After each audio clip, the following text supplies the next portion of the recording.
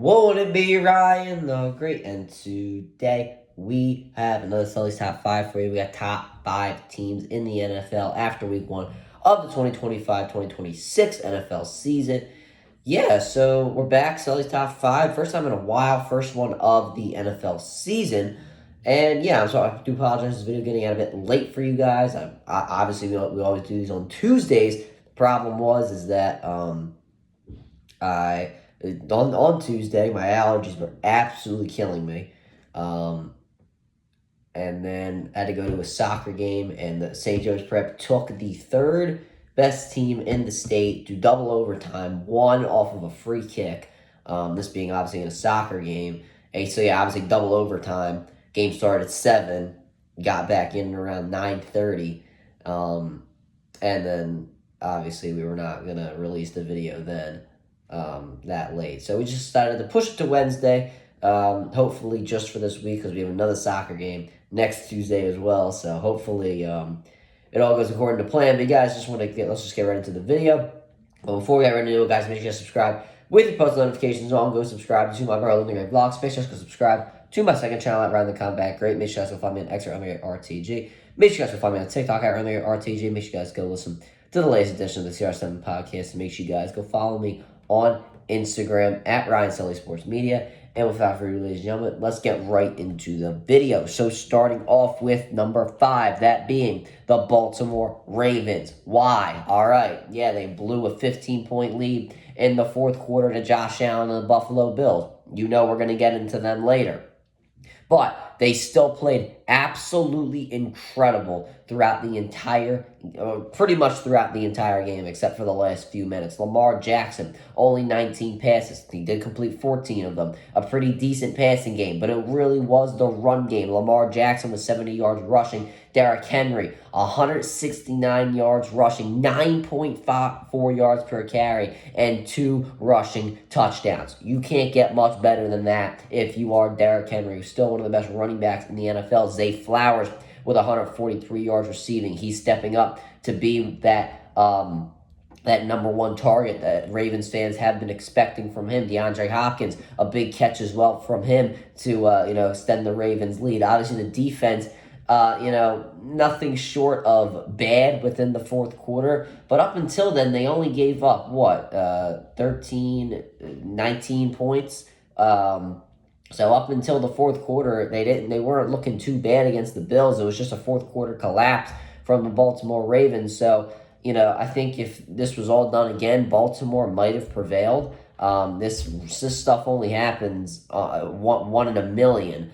But yeah, there's just there was just that 1 in a million right here. So the Bills came out on top, but I still think the Ravens are a top 5 team in the NFL. And then you go on to number 4, the Los Angeles Chargers. Now listen, I didn't pick them going into this game against the Kansas City Chiefs. There probably were some people who were. Maybe there were some more than, we would have thought because of the fact that the Chiefs obviously were back in the Super Bowl. Maybe the Chiefs just aren't over it. But yeah, I mean, the Los Angeles Chargers with an absolute dominant performance over Kansas City. I wouldn't say dominant, but they definitely were in control throughout the entire game. Justin Herbert, 3 touchdown passes. Last time we saw him, he was throwing 3 interceptions. So, a huge improvement from him. Hampton, not the greatest start, only 3.2 yards per carry, but obviously he has a lot of hype around him. He's new and all that, and the Chiefs' defense is decent. It doesn't look as good as it was in the past couple of seasons, but it's pretty half decent. Quentin Johnston finally maybe proven why he's something special. 2 touchdowns for him. Ran his routes really good, finally able to hang on to the football. So you love to see it. Lad McConkey, 74 yards receiving from him. And then you got Keenan Allen back with the Los Angeles Chargers. Seems like they're using him a lot in the red zone. He got a touchdown in this game. And then the defense, doing pretty well. And they played good. Mahomes, a mobile quarterback. He got 2 sacks on him. 8 quarterback hits, so you were able to get to Mahomes. The pass rush looking pretty good, even though you don't have Joey Bosa on your team anymore. So Los Angeles Chargers, a very, very good performance. They could definitely take over the the AFC West. They could possibly win it this year. Obviously, this win over Kansas City going to help a lot down the road. And Denver, they didn't look anything too special. So lots of great things going for the Los Angeles Chargers there at number 4. But at number 3, we are going to go with the team that beat the Baltimore Ravens, and that's obviously the Buffalo Bills. Listen, the Bills not really doing the greatest job throughout the first 3 quarters. As I mentioned, only 19 points scored. They, with just a few minutes left, they were down by 15 points, but then Josh Allen and company just leading the charge. I mean, almost 400 yards passing for Josh Allen and 2 touchdowns. Really rallied the guys. James Cook did have a touchdown, but, 3.4 yards a carry, only 44 yards rushing, nothing really special there. Keon Coleman, once again, Bills, and similar to the Ravens, trying to get their younger guys to elevate as the number 1 receiver. Seems like Keon Coleman can do so. 8 catches, 112 yards, and a touchdown for him.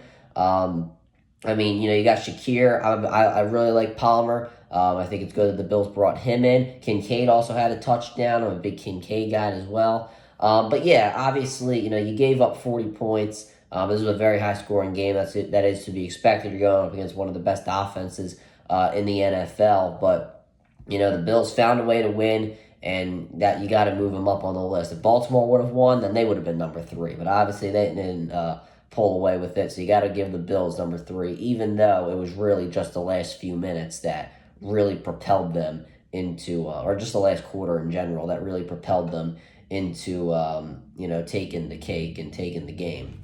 So yeah, Bills number 3. And then at number 2, we got the Green Bay Packers. I mean, they absolutely dominated the Lions. I don't think anybody expected that. Some people might have picked the Packers to win, but I don't think we expected them to dominate the Lions, even though they lost their coordinators. Jordan Love, only 188 yards passing, but he had 2 touchdowns, and he looked stellar in this game. Very accurate with his throws. It was very impressive for Jordan Love. Josh Jacobs with a touchdown. The receiving, pretty decent. Nobody breaking 70 yards, but Romeo Doubs, Jaden Reed, Wicks contributing. Matthew Golden, not much of a contributor. I was very surprised about that. He is dealing with an injury, though, right now, so we'll see. We'll hope he's okay. Tucker Kraft, a touchdown for him. So, the receiving, the offense was good, but it was really the defense that was, in tip-top shape. I believe Micah Parsons was definitely the biggest impactor.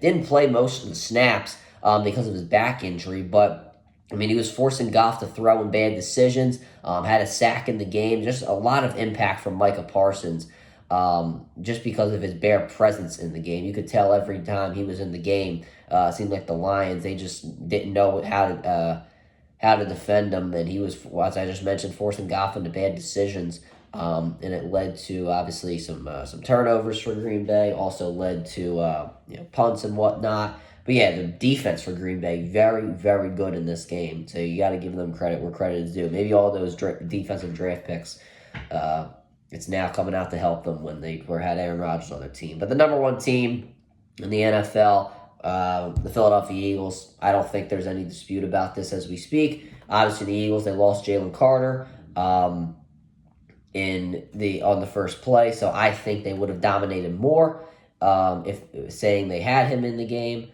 Also, there was a weather delay, so you got to take that into consideration. I think the Eagles would have just took over if there wasn't a weather delay, so you got to give them the benefit of the doubt there. But overall, Jalen Hurts, a very good game. Rushing-wise, he was just easily able to tuck it and run, took advantage of the fact that the Cowboys had pretty much no pass rush. Saquon Barkley, I think he's the best player in the NFL. He just runs over dudes, can do anything he wants.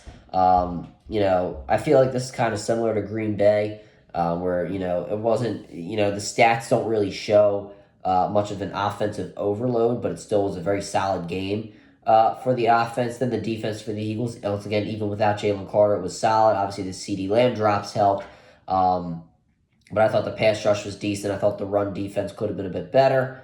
But overall, the Philadelphia Eagles, reigning defending Super Bowl champions.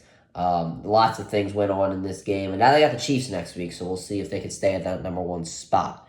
But yeah, that'll do for this video, guys. Make sure you subscribe with your post notifications on. Go subscribe to my brother in the Great Blogs. Make sure you subscribe to my second channel at Around the Combat Great. Make sure you guys will follow me at XRTG. Make sure you guys will follow me on TikTok at RTG. Make sure you guys go listen to the latest edition of the CR7 podcast.